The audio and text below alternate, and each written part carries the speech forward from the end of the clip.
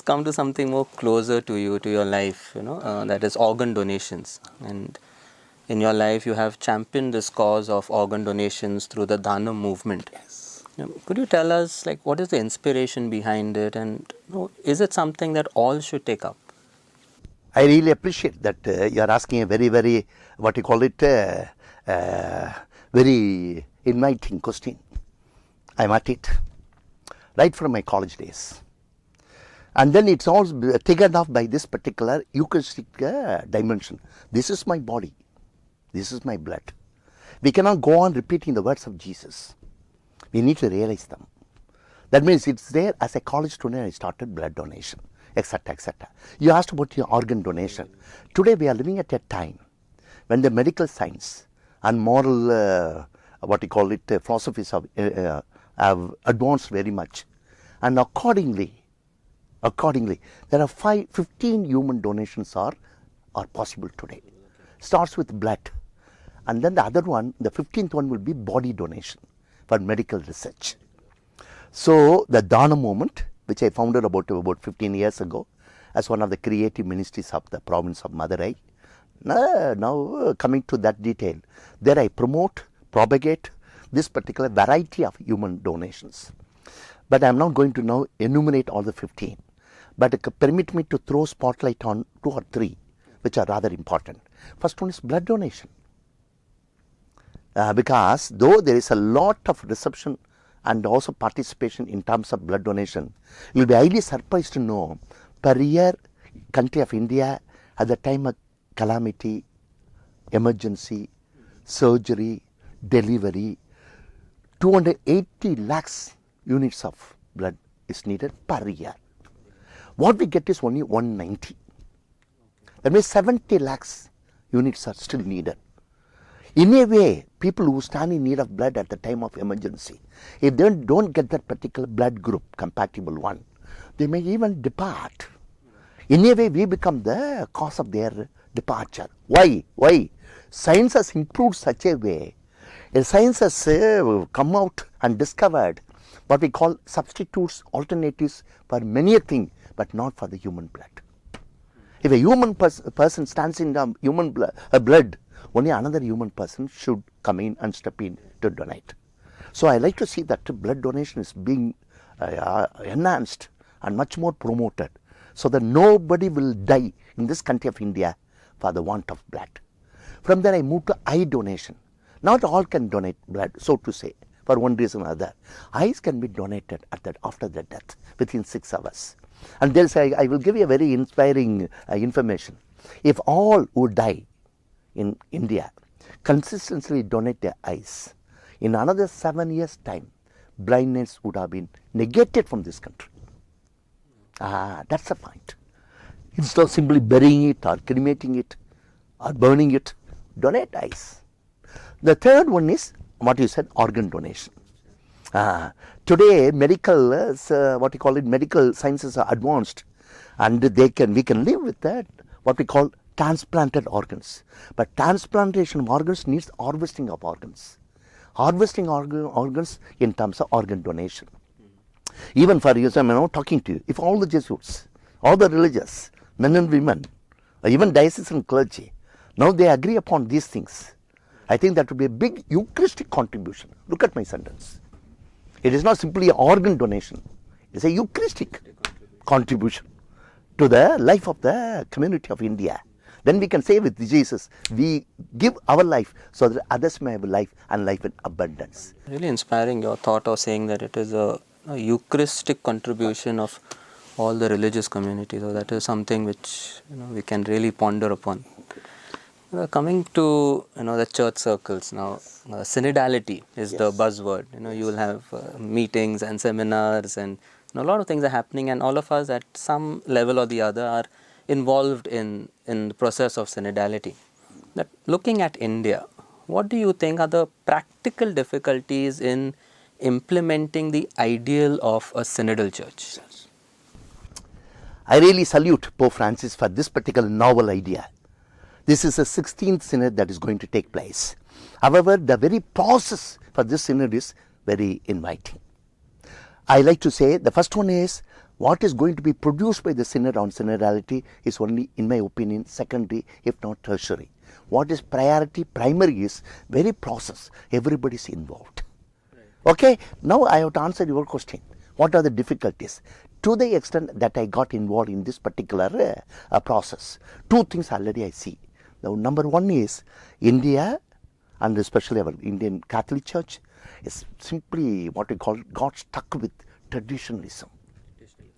They may even propose, talk, suggest, but they are not ready to lift the finger in terms of changing the system. That I see it. Whenever I address, they say, fine, fine. Are you ready for the change? They are not ready to say yes.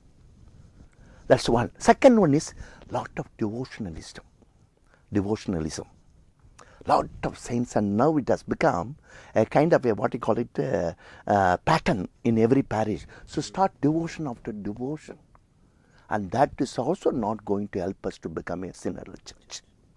And especially when, as per the invitation, we have to travel not only with the Baptist Catholics, other Christians, not only other Christians, members, people of other religion, not only members of other religion, even people of goodwill, who may not even believe in God, but stand for truth. That will not really happen. That's the difficulty I foresee if devotionalism is not challenged. Right. So traditionalism, devotionalism will hamper the implementation of synodality in the Church of India. I see that them immediately. Immediate There are others. concerns, yeah. There are others. Casteism is there. Yeah, okay. Classism is there. True. Not true.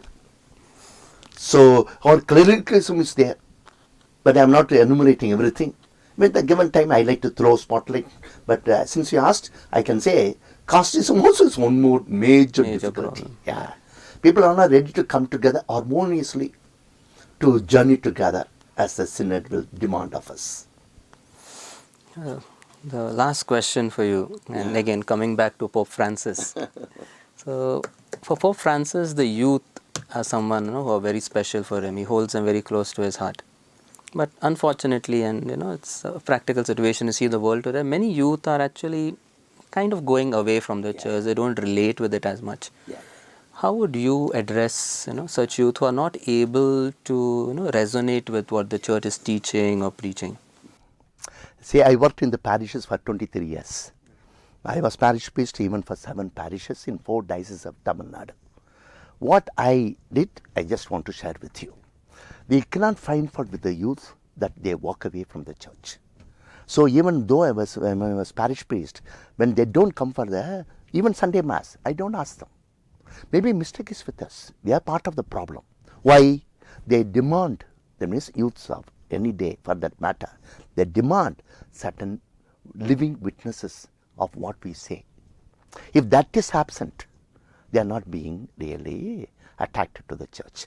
Maybe the church has to more have a self-introspection, I mean institutionalized church, so that it will become more and more a living church, living community, and certainly that will make appeal to the youth. However, coming to squarely to your question, what the message I like to give to the youth, that's the point. I like to quote here Chinese proverb which goes like this: have roots, then think of wings. Many may like to have wings, including youths, without roots. And those who have got roots, they only think of shoots. What does it mean? Be rooted in one particular religion, culture, way of life, civilization, philosophy of life, so to say. Be rooted, grounded, but don't get stuck. Then expand the horizon and think big and embrace all with a sense of inclusion. That's the message I like to give. Have roots. Have roots and then fly. Wings. Yeah, great wings. Okay, Father. Thank you very much. It was indeed a pleasure to listen to your views and a lot of points to take away. Your ideas of on organ donation and how we can implement a synodal church. Message for the youth especially, to have roots. So really, Father, thank you very much for being so prompt and spontaneous and sharing things with us so frankly. And we assure to keep you in our prayers and pray for your ministry wherever you go from here. May God bless you always, and may you continue to keep touching the lives of many people. Thank you for your thank you. But anyway, very very loaded questions. I tried my best to put it in succinctly. Yeah. And what I said is only a kind of, lead thoughts. Yeah. All need certain further exploration. But anyhow, thank you so much for giving me this opportunity to sit with you and to answer your question. It was more than a comprehensive examination. And because you touched here and there, started with the Pope, ended with youth. In between, the politics came, India came, Modi came. And you are appreciating all that you have done. Thank you so much. I wish you all the best. I also wish all the listeners, all those who watch this one, that they also get certain sparks for their life. Yeah. Need not be only what I said, but taking off from what I said, they should have their own spark for life. I wish them all the best. I thank you once again for this opportunity. Thank you for Thank you.